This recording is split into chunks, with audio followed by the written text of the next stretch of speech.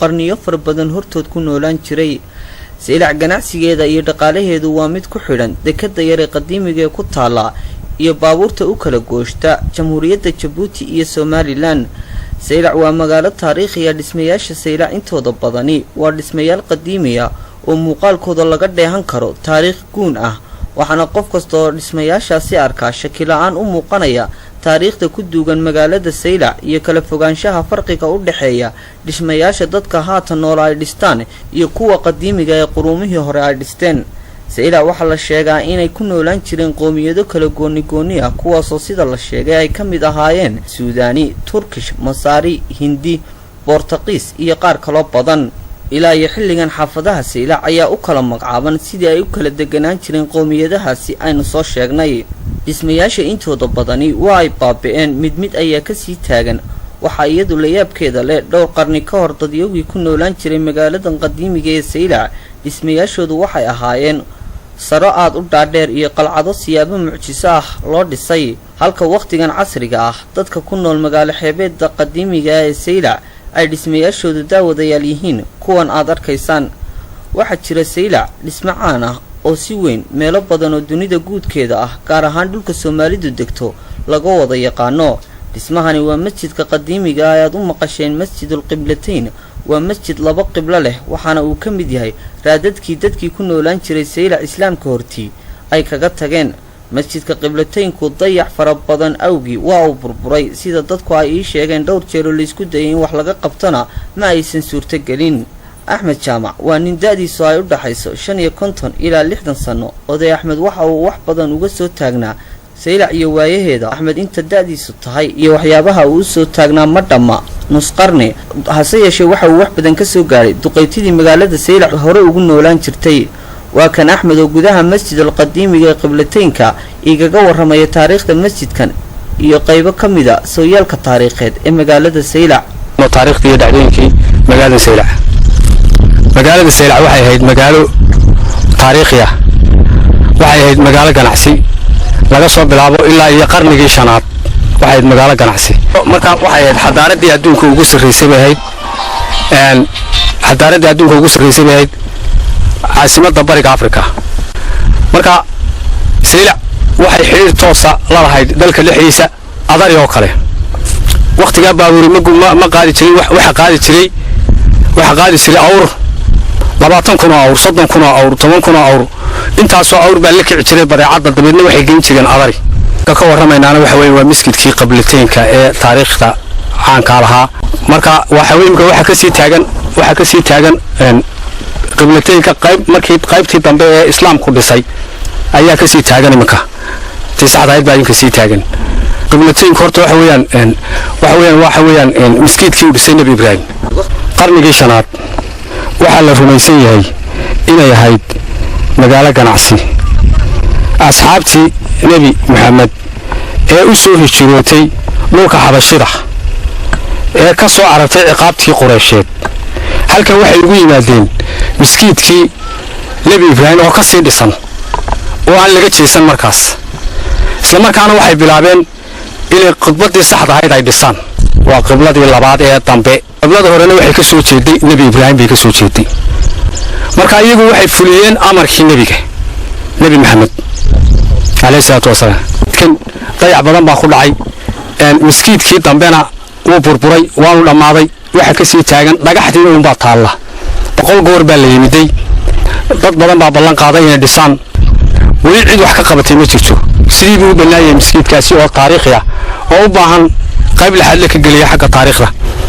isagu waa baabaasan yahay. waa tahay qarnigii 17aad waxaa la sheegaa magaalada Saylac inay xukumi jirtay haweeney boqorada oo la oran jiray Nadiira Diini.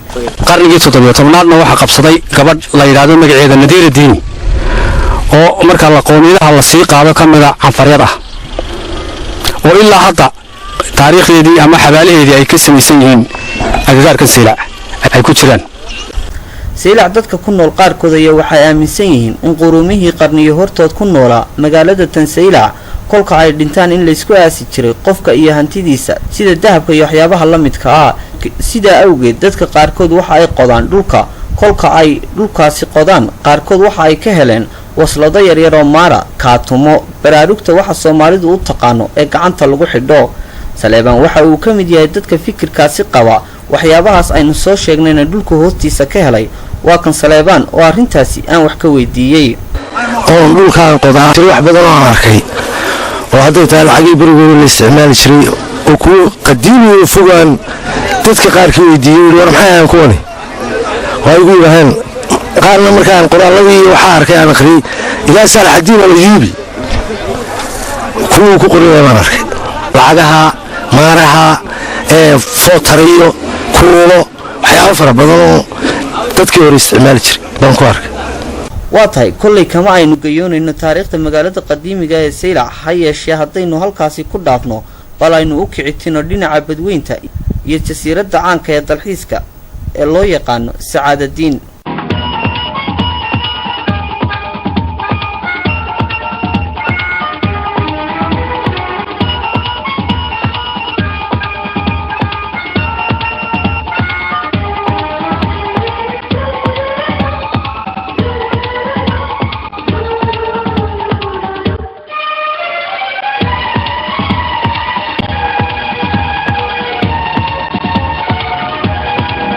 intii aanu daawadayaal ku sii guda jirnay biyaha badda u dhaxeeya jasiiradda Sacaadadiin iyo magaalada Saylac waxa badda dhexdeeda aan kula kulmay gabadh Soomaaliyeed oo magaceedu sida ay sheegtay la yiraahdo Muumino Faarax. xaqiiqiyan waxa la yaabkeeda leh Muumino waxa ay ka mid tahay kalluumaysatada ka kalluumaysata biyaha badda u dhaxeeya Saylac iyo Looyacado. Muumino waxa ay leedahay laash nooca aadka u dheereeya sida aadin muuqatana waliba iyada ay gacanteeda ku wadata oo ka naaqooda ah.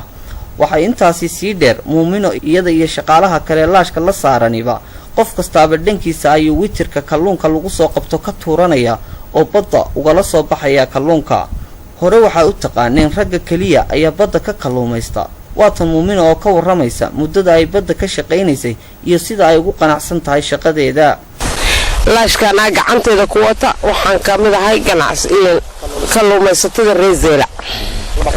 maxaa tahay muddo intee laga yaad laashkan gacantaada ku wada ama badda ka kalluumaysanaysa? in 20 sanadooda.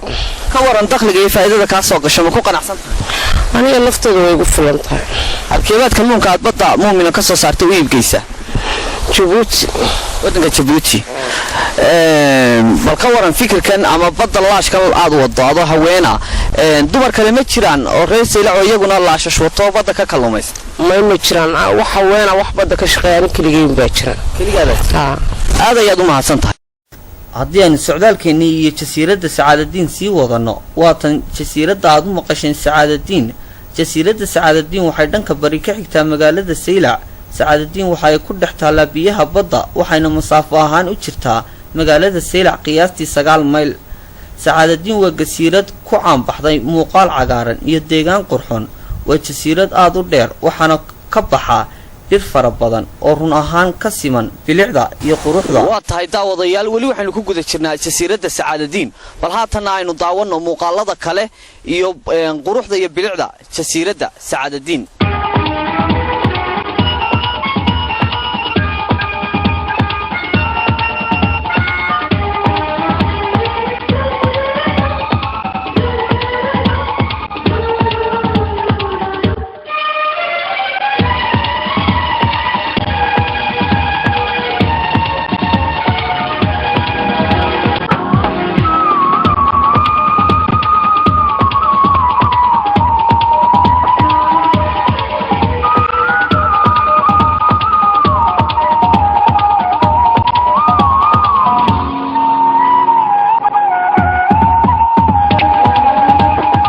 Sacaadadiin waxa meelo fara badan uga soo dalxiis taga dadyo fara badan oo ajnabi iyo Soomaaliba leh.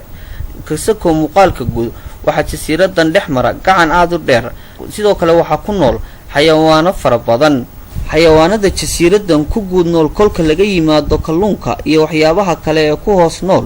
sidoo kale waxa iyaguna ku guud nool shimbiro fara badan oo ay ka mid yihiin shimbirka baaska iyo shimbirka xilliga qaboobaha halkan yimaada oo loo yaqaan Subeeri.